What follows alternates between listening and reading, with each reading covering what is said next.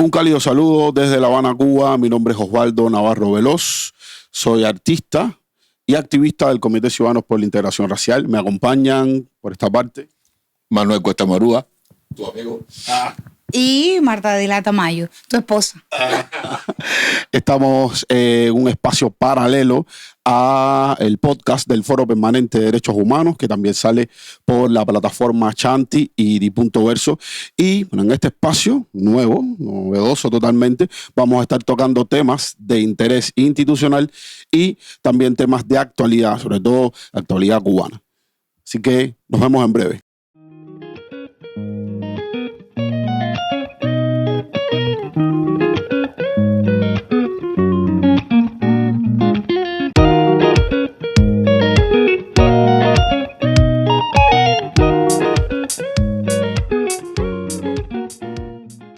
Marta, Manuel, tema de las violencias en el contexto actual.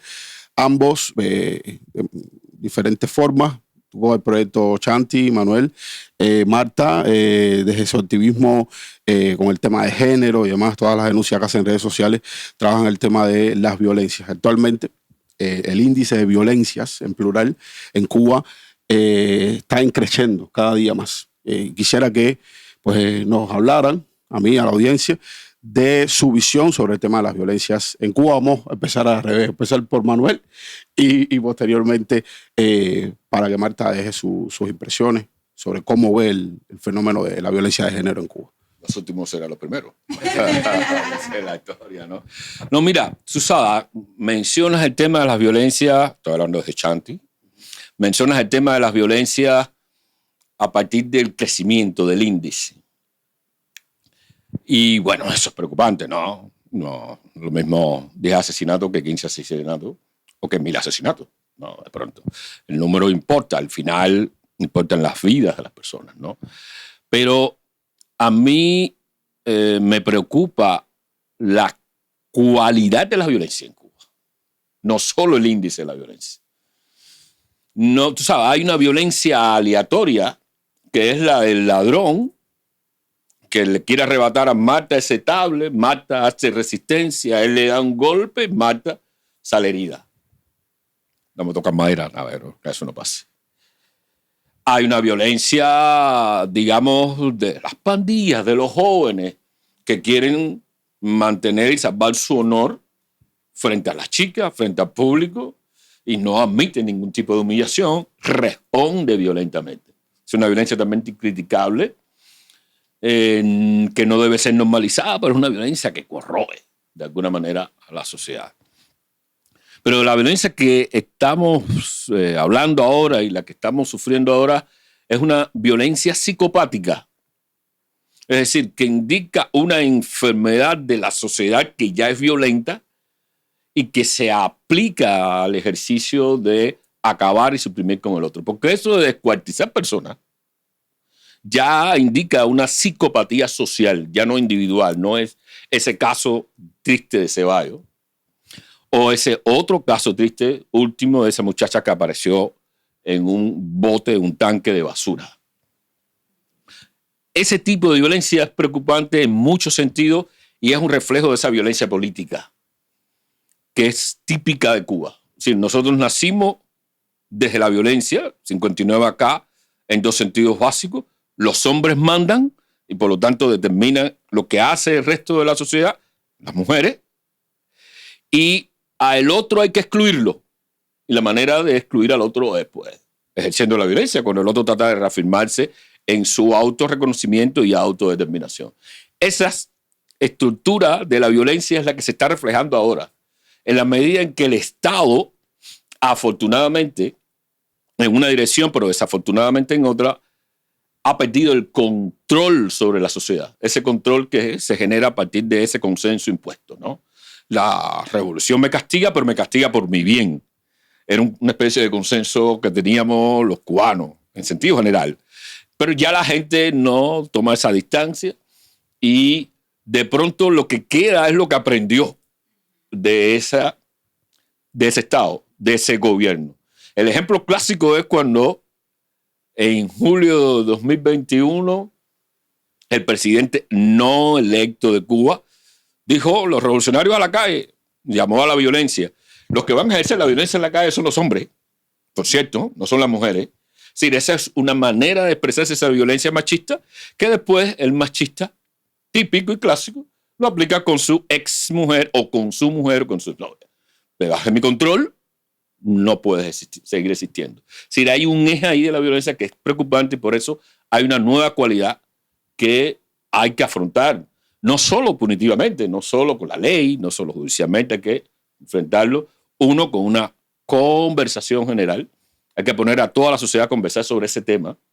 Hay que airear ese asunto. Y luego, bueno, de alguna manera tomar medidas a mediano, y a mediano y a largo plazo en ese sentido, ¿no?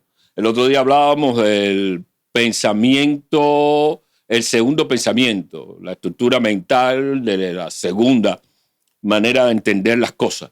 Es ahí donde tiene que ponerse. Bueno, el gobierno desafortunadamente no se va a poner ese plano, un gobierno muy inmediato que lo que quiere es mantener el control, pero nosotros, yo creo que eso es una de las estrategias de Chanti, pues lo que debemos hacer básicamente es eso, ¿no? Y eso quería enfocarlo en este momento en el que hay una preocupación, afortunadamente, social expandida en relación con las violencias que estamos sufriendo aquí, ¿no? No sé si yo le paso el mic Sí. a Marta Adela para que ella enfoque lo que mejor puede enfocar. No, yo aportar a lo que Manuel venía hablando, narrando.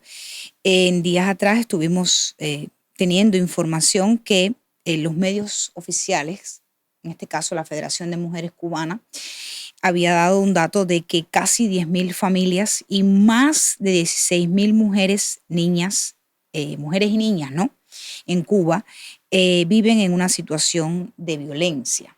Entonces, ese dato lo aseguró, en este caso, la secretaria general de la Federación de Mujeres Cubanas, Teresa Marely Boué, en declaraciones oficiales al diario Granma, ¿no? Entonces, estas declaraciones, tener en cuenta, pensamos nosotros al menos desde todo el trabajo que hemos venido desarrollando desde el 2019 hasta la fecha. Me refiero al 2019 porque ha sido de una manera consecutiva, ¿no? Una consecutividad del 2019 hasta hoy, 2024, por plataformas feministas en Cuba y fuera también de la isla, en este caso Alastensa, Yo Sí Te Creo, Alianza Cubana por la Inclusión, Red Femenina, las iniciativas de Chanti, el propio CIR, ¿no? Y el periodismo independiente, como siempre también digo, que ha estado hablando de los temas de género de manera constante. Tenemos que tener muy claro que se ha estado exigiendo al Estado cubano, valga la redundancia, ¿no? Al Estado cubano se le ha exigido que, número uno, transparente todos los datos o los datos por violencia machista, ¿no? La violencia esa que describías también. Número dos, que los funcionarios públicos, los policías en las estaciones, que por favor sepan atender y tratar el caso de la violencia cuando llegue en sus manos, ¿no?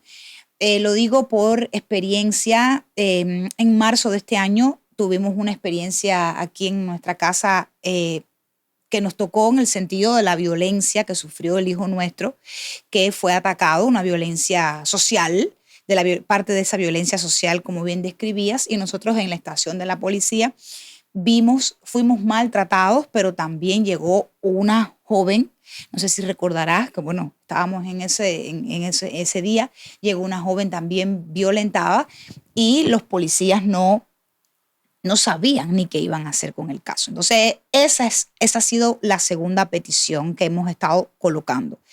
Y el tema de la ley integral de género, una ley integral. La Federación ha hablado del programa nacional, este programa de Avanza que tienen o que sacaron en el año 2021. ¿Cómo se llama el programa? Programa nacional, el programa de Avanza, PAN, ¿no? El programa nacional de acción nacional con 7 estrategias que tiene el programa, que van desde el punto de la violencia, todo enfocado en la violencia, ¿no? Pero hay una estrategia, por ejemplo, que tiene que ver con el desarrollo de la mujer desde el empoderamiento y la mujer representada en todas, dijéramos, las capas, ¿no? de la sociedad, y la mujer empoderada y tal, y la mujer creando, la mujer siendo, donde efectivamente las activistas de derechos humanos vamos a quedar fuera de ahí, por ejemplo, por otros motivos, ¿no? Que sabemos. Exacto, somos mujeres. Exacto, somos mujeres, pero estás frente a la Federación de Mujeres Cubanas, que te encuentras muchas de esas mujeres, o la mayoría de las veces lo que pasa es que muchas de esas mujeres que son parte de la Federación de Mujeres Cubanas son las mismas marianas que reprimen a las damas de blanco, o que reprimen a una activista o una periodista que intente protestar. Te encuentras las mujeres reprimiendo a mujeres. Entonces eso forma parte del propio, la violencia política también de la que sufre una mujer, porque están, dijéramos, mandadas, ¿no? por hombres a ejecutar esa violencia. Entonces, por eso es que nosotros decimos que no es suficiente. Si bien con la ley no vas a parar los casos estos de feminicidios y tal, pero una ley integral recoge muchas más cosas que desde el mundo de lo jurídico se pudieran explicar mejor, pero en síntesis tienes trabajo, dijéramos, de continuidad, de seguimiento, que es lo que el Estado cubano no hace en ese sentido. Entonces han sacado estos datos ahora, y por eso venía narrando de las peticiones básicas nuestras en ese sentido. Han sacado los datos y no perdamos la mira, producto también a las propias críticas, las exigencias y el seguimiento, muy importante, mucho más que la denuncia, el seguimiento que las plataformas, los grupos feministas vienen haciendo o han venido haciendo en este sentido de la realidad. Y fíjense que aún colocan el término de femicidio y no logran colocar el término de feminicidio, que también ha sido una de las críticas, como, bueno, sabemos, la académica Lagarde y tal puso el término de o acuñó el término de feminicidio, permítame expresarme bien, acuñó, exacto, apropiadamente este término de feminicidio, porque es donde se le añade esa categoría política, ¿no? Es decir, esa responsabilidad por parte de los estados y sus instituciones para combatir, enfrentar el hecho, ¿no? Mitigar todo esto de la violencia y tal, ¿no? Me toca el micrófono para ti, ¿no? No, aquí estamos en una especie de freestyle donde compartimos el micrófono con un poco de calor cubano, por cierto. Pero nada, todo bien, y creo que estos espacios son muy necesarios. Yo estuve tomando algunas notas referente a lo que explicaban. Y Marta, quería preguntarte, Cuba debe presentar un informe ante la CEDAW próximamente en octubre, creo. Además de todo lo que explicas, y teniendo en cuenta que, por ejemplo, el gobierno cubano tiene aplazado en su cronograma legislativo la ley integral de género para el 2028. De hecho, ante el EPU fue una de las cosas que incluso países amigos del gobierno cubano le criticaron o le señalaron, como México, países europeos. ¿Cuál crees que debe ser el enfoque próximo, ¿no? del propio gobierno cubano? ¿Qué debería hacer el gobierno cubano ante esta situación de violencia tan grande que hay? ¿Y qué recomendaciones desde la sociedad civil, le darías al gobierno cubano de cara a este informe que deben presentar y de cara a lo que está aconteciendo dentro del país en materia de violencias? Sí, exactamente, se espera, ¿no?, ese informe, y para lo cual los grupos de sociedad civil también están haciendo o estamos haciendo nuestros aportes, ¿no?, las contribuciones que se puedan hacer en ese sentido, como sucedió en el EPU. Que, como bien decías, países como México, incluso países amigos de Cuba, le sugirieron, le recomendaron tener una ley integral contra la violencia de género y que no esperaran hasta el año 2028 en ese sentido, y que también escucharan a la sociedad civil organizada e independiente que ha venido colocando sobre la esfera pública todo este tema de la violencia. Tenía un dato aquí con relación a esta pregunta que me haces y creo que podemos tocarlo, que, por ejemplo, un reporte que la agencia EFE recién sacó con este tema que hablábamos anteriormente de los datos de la Federación de Mujeres Cubanas y las más de 16.000 niñas y mujeres violentadas, ¿no?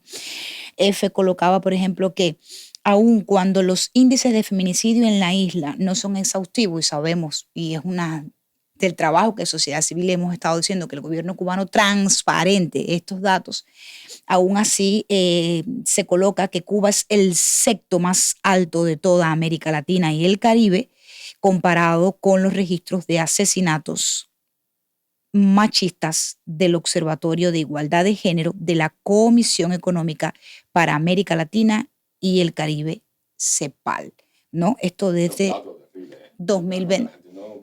Exactamente. Nosotros que, bueno, estamos en el día a día hablando de esto, buscas datos, escuchas al periodista, vas a la agencia como EFE, que la tomé de referencia, los datos de las organizaciones de sociedad civil, pero efectivamente el vecino de la esquina, la vecina de la esquina no tiene, no es que no tenga acceso, sino que está buscando la comida, los alimentos, el curso escolar del hijo o de la hija que inicia y también se... Sí, en la escala de búsquedas, ese dato sería el último que un buen vecino buscaría para saber, ¿no? La comida los atrapa. Exactamente. Entonces, ¿qué debería de hacer Cuba? Primeramente, tener una ley integral de género.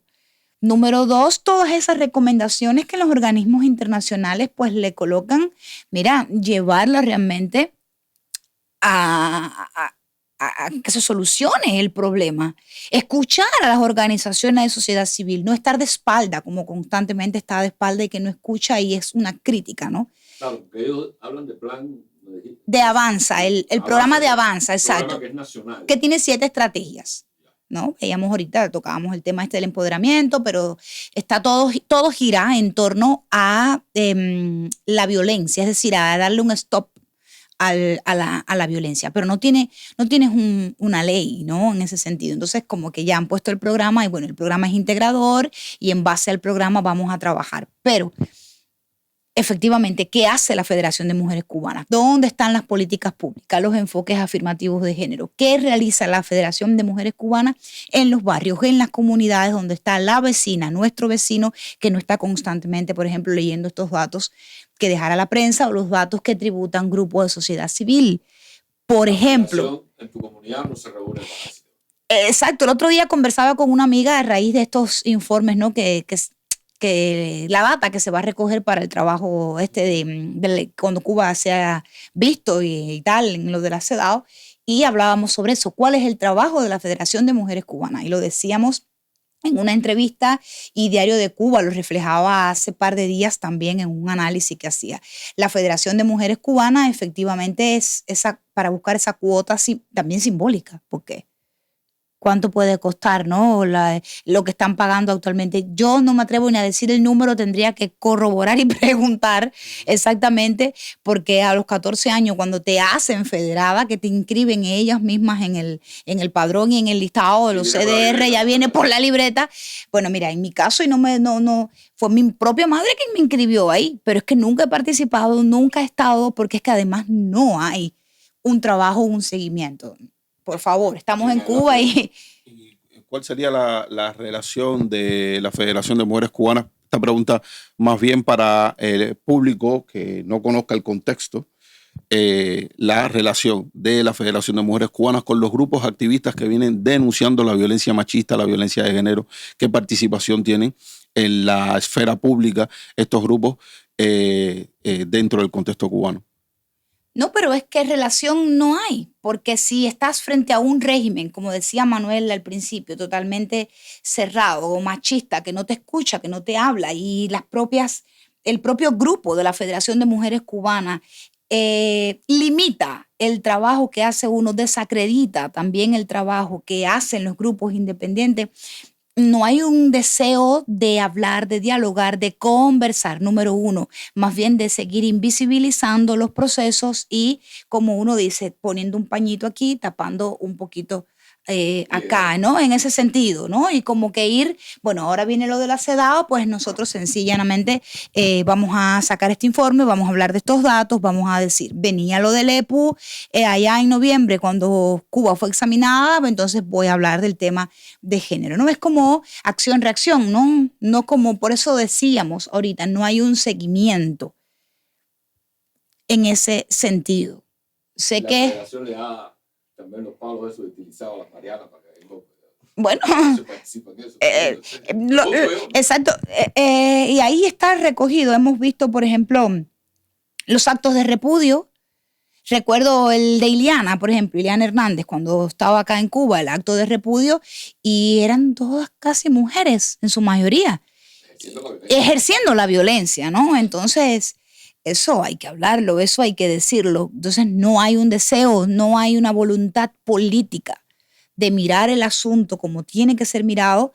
Y cierro con esto esta parte que lo hablábamos ahorita, de hay que hablar las cosas como son, ponerle los conceptos como son, mencionar las cosas como son, como decía Manuel ahorita, poner los números, los datos, los nombres, las realidades. Y es un feminicidio, efectivamente, porque no hay una voluntad política por parte del Estado cubano para hablar del tema. Ahora estamos hablando aquí nosotros en esta conversación y quizás en algún momento yo pueda también ser reprimida una vez más por hablar del tema. Entonces, por eso que también recogemos y decimos que toda violencia es política, ¿no? ¿A quién le toca el micrófono? Yo quería, sí, yo quería, aquí, bueno, reitero, estamos en un freestyle, esto es un freestyle, nos vamos pasando el micrófono y el diálogo así tiene más dinámica, digamos. Yo quería preguntarle a Manuel, o más bien pedirle que profundizara un poco más en esto de la violencia ejercida desde el Estado y el impacto de esa violencia en lo que estamos viendo hoy en las calles. Ese estado de agresividad que hay en las calles, lo mismo en una cola para comprar pan, que en una cola en un bus, que incluso en un lugar escuchando jazz. Incluso. Desafortunadamente. Además, ya se supone que para otra cosa, ¿no? Desafortunadamente. Quisiera que me profundizaras un poco más en ese punto. Sí, claro. Yo retomaría una idea que avancé hace un rato, ¿no? Bueno, comenzamos esta conversación. La violencia es revolucionaria. Es decir, revolución y violencia es una misma cosa. La violencia es la manera en que esa palabra mística, y también mística para mucha gente, por lo oculto que tiene, pues la violencia es la manera en que la revolución se establece. Sin violencia no es revolución. No, bien. Esa es la pedagogía en la que nacimos, todos, en la que nos educamos en las escuelas, con esa pedagogía. Cusano, comandante jefe, ordene, la revolución por encima de todo. ¿Y qué hace ese hablando lo que no tienen que estar diciendo? ¿Cuál es la respuesta que debemos darle? ¿Ha sido usted combativo, amigo? Todo es violencia. Es decir, los verbos activos del gobierno cubano, de la revolución cubana, son los verbos que tienen que ver con la violencia. Entonces, esa pedagogía que hemos querido durante 65 años, no quiere decir que ellos fundaron la violencia. La heredaron y la convirtieron en la manera de ser de nosotros los cubanos, una manera de conducirnos, hombres y mujeres, pero esas mujeres haciendo autorrepudio, lo que no debe ser. Una mujer concibe un hijo, se supone que lo amamante, lo apapache, lo cuide, no que lo maltrate después cuando sea grande, ¿no? Bien. Entonces, esa violencia aprendida llega a un punto en el que desafortunadamente se convierte en el espejo.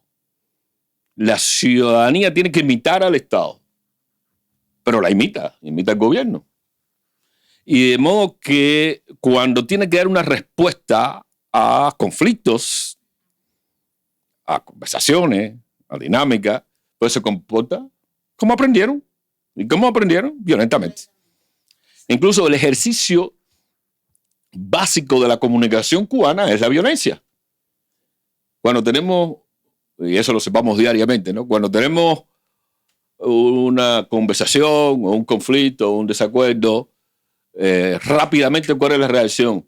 Oye, acerque. Hola. Acerque, hola. ¿Cómo terminamos esto? Entonces, es decir, ese tramo necesario que debe haber de argumentos de, oye, no, mira, disculpa. No pasó nada, no, yo no estaba mirando a tu novia. Ese tramo, que es el que permite la solución del conflicto, no existe en Cuba. Sí, ese tramo no existe. Pero eso, ¿por qué lo aprendimos? Del Estado. Aprendimos del gobierno. Entonces, claro, el Estado no tiene las herramientas. Y que cuando llega el momento en que por el desgaste de este gobierno, porque ya se pierden esos valores, pues nadie cree en eso, ¿no? ¿Quién cree en eso? Digo yo. Bueno, ellos mismos no creen eso, ¿no? Lo de ellos poder y punto. Entonces, cuando se pierden esos valores, la sociedad se descuelga del Estado, el Estado se descuelga de la sociedad. Acuérdate que no estamos ya en ese gobierno que provee, ese Estado protector, que a través de la libreta de abastecimiento, ¿se acuerdan de ella? A través de la libreta de abastecimiento te daba todo lo que tú supuestamente necesitabas, ¿no? O te vendían, no daban. Gracias. ¿Verdad? Exactamente, ¿viste? Como el lenguaje que te inculcan todavía te atrapa, te vendían, ¿no? Si ya el Estado dejó de ser protector, por lo tanto, eso es una manera en que se rompe un hilo. ¡Tuf! Cuando tú le cortas un hilo a ese muñequito ventrílogo que tú utilizas, ¿no? Luego, el Estado ya no te provee de otras cosas tampoco. Estamos hablando ahorita de educación, de salud. Ya el Estado eso no lo provee. Quien suministra todo eso es el sector privado o cualquiera que se le ocurra. Entonces, cuando se produce esa ruptura entre el Estado y la sociedad, esa sociedad de todas maneras tiene que actuar, tiene que defenderse. Y ahí empieza, las palabras lo dicen todo, ¿no? Ese no es mi maletín. Por lo tanto, no me importa. Segundo, yo tengo que sobrevivir, tengo que luchar, tengo que inventar. Y hay quien lucha y hay quien inventa de un modo sutil, pero hay quien lucha y hay quien inventa arrebatando y generando violencia. Pero esa conducta de violencia es una conducta aprendida, porque no hay amortiguación ya creada entre el Estado y la sociedad. Un círculo de amortiguación que ustedes asisten, por ejemplo, son las iglesias. Es un círculo de amortiguación. No te comportes así. Sigue la palabra de la Biblia. Pero la iglesia no tiene el impacto público todavía que debería tener, que sería esos círculos, esa zona de amortiguación, para que la sociedad aprenda otros modos de resolver su conflicto. Porque las sociedades, todas tienen conflictos, pero no todas resuelven eso matándose o alterando. Entonces, ahí hay una conducta de la cual yo siempre voy a responsabilizar al Estado, en el caso cubano. Porque yo, que he leído bastante, yo que soy más o menos historiador, yo he contrastado, siempre trato de contrastar cómo se comportaba la sociedad en un momento determinado y cómo se comporta ahora. Eso es casi un vicio que tengo, ¿no? Y que me da, digamos, esa ventaja, o nos da esa ventaja a todo el que lo haga, porque todo el mundo lo puede hacer, afortunadamente. Y mira, esta violencia es nueva. Esta violencia que atraviesa todo el tejido de la sociedad cubana, desde la política a la comunidad, a la familia, a las escuelas. Ahí hay un montón de ejemplos de maestras que se comportan violentamente con sus alumnos. O ese Estado regañón. Cuando el Estado regaña mucho, es un Estado violento. Porque el Estado debe estar al servicio de los ciudadanos, no los ciudadanos al servicio del Estado. ¿Entiendes? Pero el Estado siempre está regañando a la gente. Ya no te da de comer, pero sí te regaña. Además, están equivocados, porque el nivel de arrogancia, por supuesto, lo que lo empeora es la mediocridad de estos funcionarios, ¿no? No sé, la impunidad, y bueno, y como no tienen otro lenguaje, porque no han adquirido el lenguaje político, el lenguaje de ellos es de funcionario, de cuadro, pues bueno, te regañan así, ¿no? De esa manera, con ese nivel de arrogancia que tienen. Ahí tú vas a ver entonces cómo transita y cómo esa violencia política e institucional se transforma. Y termino con dos cosas, dos datos, dos maneras de entender el asunto. Primero, el Estado hace leyes para defenderse de los ciudadanos, no hace leyes para defender a los ciudadanos. Entonces eso se llama violencia por omisión. Segundo, hace un código penal para castigar al resto, pero no hace una ley contra la violencia de género o una ley de género para defender a la mujer. Incluso la aplaza. Ellos no aplazaron el código penal. Oye, tenemos que hacer un código penal nuevo, actualizado, porque la sociedad ha cambiado. Bueno, vamos a hacerlo en el 2028. Eso no lo dijeron. Lo hicieron corriendo, porque eso es una manera de blindar al Estado y desproteger a ustedes, las mujeres. De paso también a los hombres, porque hay que hacer una ley contra la violencia de género en ese sentido también. Y por ahí yo quiero escribir un ensayo sobre eso. Esto es solo un avance. Quiero escribir un ensayo sobre eso para que no me venga como me vino un policía una vez a decirme, no, pero en Nueva York es peor. Yo le dije, ¿y dónde queda Nueva York? No, exactamente. ¿Dónde es que queda Nueva York? Yo no conozco esa ciudad. Yo lo que conozco es el cerro, La Habana, es lo que yo conozco, y a donde vivo, ¿me entiendes? Y aquí es donde hay que tratar de evitar eso. ¿Entiendes? Además, Estados Unidos no es el único país que existe en el mundo. Por ahí también. Anda. No, yo creo que fue pues, bien abarcador. Sí, seguimos el freestyle. Seguimos el freestyle. Yo creo que fue bien abarcador la explicación de ambos, de Marta y Manuel. Y tú sabes, un día hablamos sobre eso acá en casa, sobre específicamente el tema del Estado paternalista, que fue ese Estado paternalista, dador, pudiéramos decir. Yo no te doy quizás el par de zapatos que tú quieres o deseas, pero te doy un par de zapatos. Hacer un Estado, un padre abusivo, un padre castigador, un padre que necesita poner una pared, en este caso un código penal para defenderse de, y descuida el bienestar y, digamos, las cosas realmente importantes, como son una ley integral de género, como el mismo tema del racismo tremendo que hay en este país, que también es una manera de violencia desde la propia institucionalidad. Sí, claro, eso es una violencia institucional, ¿no? Deberíamos hablar también. Exactamente, no, a su tiempo. Estos son espacios que vamos a seguir fomentando desde el Foro Permanente y Punto Verso. Marta, si quieres decir algo para cerrar, que quieras comentar, argumentar. No, efectivamente, lo hemos y lo han descrito muy bien en ese sentido, seguir nosotros como grupo de sociedad civil hablando del tema y como siempre decimos, mucho más allá de la denuncia, dando seguimiento. Seguimiento que sabemos que también tiene sus limitaciones, porque nosotros somos reprimidos también y criminalizados, siempre lo digo, criminalizadas por colocar esta realidad, ¿no? Así que seguiremos hablando de esto y llevando adelante este espacio del Foro Permanente de Derechos Humanos, ¿no? Los podcasts que realizan con el tema de la cultura, el tema de la comunidad, del barrio, la violencia, todo lo que afecta, ¿no?, a la Cuba de hoy.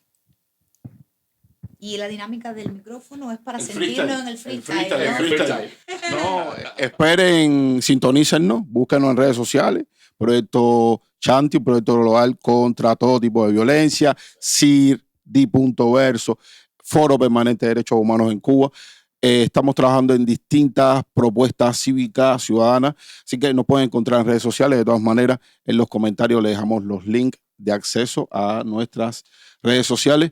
Y desde acá, esperen pronto otro video, otro, digamos, escrutinio ciudadano a la realidad que se está viviendo en Cuba. Yo soy Osvaldo Navarro, me acompaña Manuel, mi esposa Marta, y pronto nos vemos en otro episodio del podcast. Muchas gracias.